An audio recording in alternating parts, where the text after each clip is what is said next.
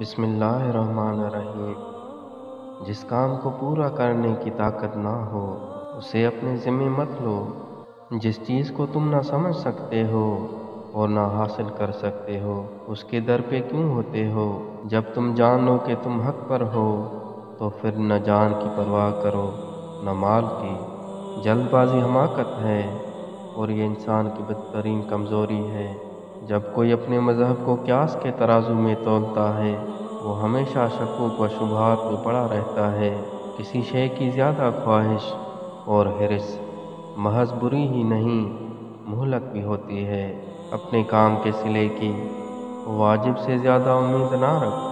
دنیا کا رنگ بدل گیا، وہ نیکی سے محروم ہو گئی۔ کوئی نہیں جو ظالم کو ظلم سے روکے۔ وقت آ گیا ہے کہ مومن سچائی کی راہ میں بے چین ہو کر نکل پڑے اور اپنا سب کچھ اللہ کی راہ میں قربان کر دے۔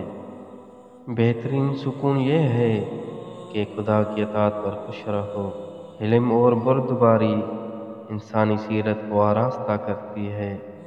عظمت و بزرگی کا بہترین ذریعہ سخاوت اور نیک عمل ہے۔